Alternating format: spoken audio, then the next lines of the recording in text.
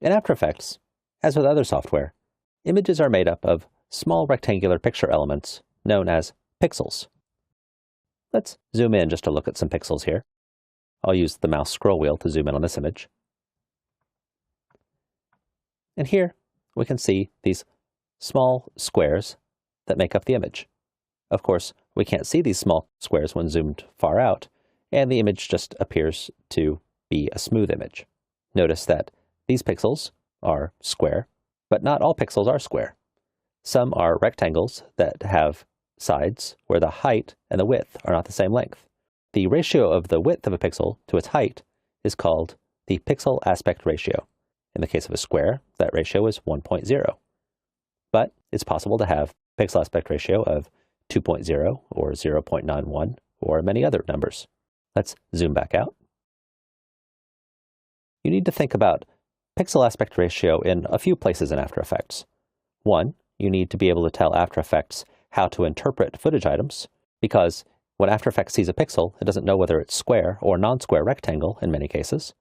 You also need to consider when you're outputting what pixel aspect ratio to output for. And related to that, you need to know what composition settings to use. So let's look at each of these in turn. If I select this footage item here in the project panel, we can see that its pixel aspect ratio is 1.00. Whereas if we select this item, we can see that its pixel aspect ratio is interpreted as 2.00. This future section final is the source for the image that we're seeing on screen right now, and it looks fine and not distorted at all. So we don't have anything that we need to do there. But if we go to the beginning of the composition,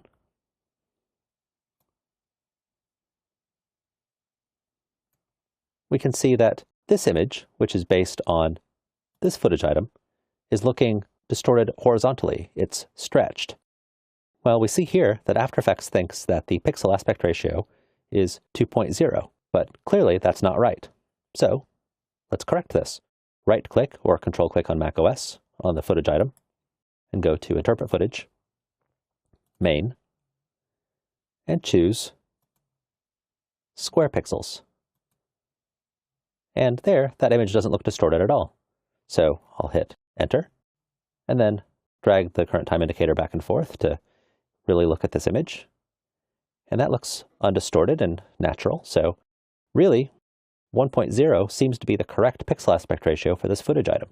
Many file types, such as QuickTime and AVI, include information in them that tells After Effects what the pixel aspect ratio for the movie contained within them is. But that's not always the case, so After Effects has to guess.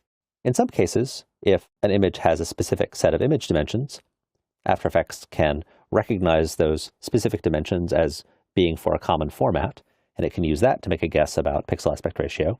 But in many cases, you'll have to simply tell it manually, as we just did here. We can see that our composition has composition settings that define a pixel aspect ratio of square pixels. We could change this if we needed to output this composition to other formats that did not use square pixels.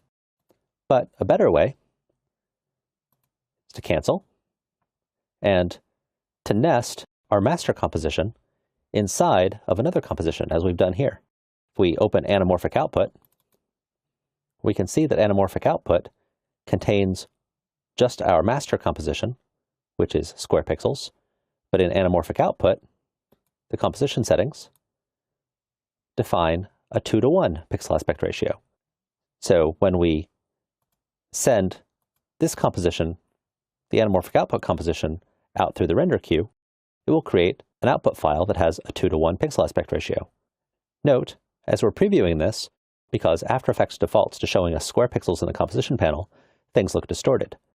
But we can correct to show us pixels as drawn from the composition settings by clicking the Toggle Pixel Aspect Ratio Correction button. And here, things look fine.